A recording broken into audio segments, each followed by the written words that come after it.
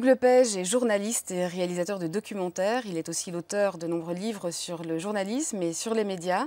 Bonjour Hugues Lepage. Bonjour Sabine Angoulême. Alors vous avez travaillé très longtemps à la RTBF, vous avez notamment rencontré beaucoup de personnalités, mené de nombreux entretiens. Cette fois-ci, les rôles s'inversent.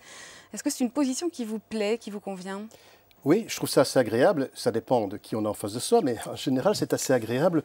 Je trouve qu'on vous offre la parole, la possibilité de défendre un point de vue sur dans des tas de domaines ou d'en contester certains éléments.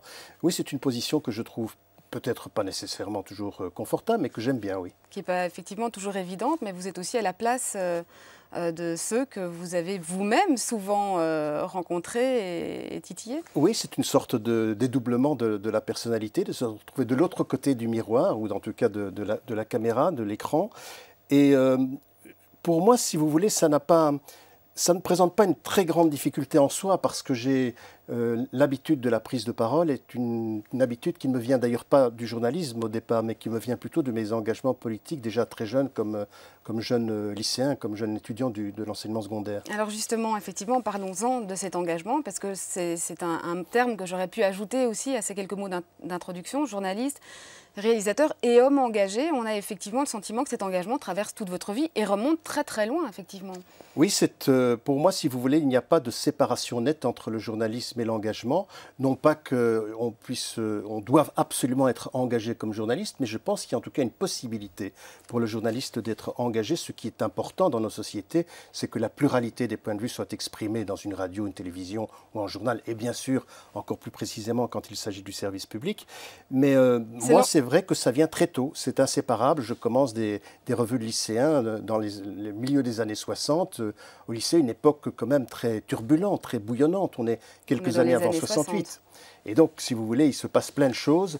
On est engagé, on a le sentiment aussi, qui est quand même, je dirais, un sentiment extraordinaire, qui est plus difficile à concevoir aujourd'hui, mais que tout est possible, qu'on va changer le monde. Alors c'est une fibre qui vous vient d'où? Pas de votre milieu familial, c'est plutôt le contact alors avec cette époque et avec les acteurs de cette époque? Oui, je crois qu'il y a un contexte général qui favorise cet engagement. Aussi la rencontre d'un certain nombre d'enseignants dans l'Athénée que j'ai fréquenté, qui est l'Athénée d'Ixelles, où il y a un vrai débat permanent qui s'instaure dans tous les domaines, le domaine de l'éthique, de la morale, de la politique, de la littérature. Et ça a été très riche et je crois que ça a conduit plusieurs d'entre nous. J'étais avec Jean-Jacques Jesper, Sandré Menu et quelques autres, Marco Lamenche par exemple. On fréquentait la même Athénée, les mêmes bancs de l'école. J'allais vous demander justement si c'est ça qui vous a mené au journalisme finalement.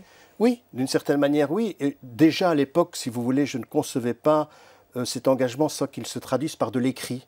Et donc, il y avait déjà des revues qui existaient. La première revue qu'on fait à l'Athénée d'Ixelles, elle se fait à quelqu'un qui s'appelle Paul Jorion, qui est très connu aujourd'hui pour son bloc économique, qui est un de ceux qui a, je dirais, annoncé la crise des subprimes. Et puis, presque naturellement, à l'université, alors qu'on approche de 68, ça se poursuit, ça s'amplifie. L'engagement, je dirais même, s'approfondit d'une certaine manière. Et qui vous donne finalement le goût alors du journalisme? Oui, c'était presque naturel. Alors, on peut employer le grand mot de vocation. Je pense que dans mon cas, il s'agit de ça. J'avais vraiment envie d'être journaliste.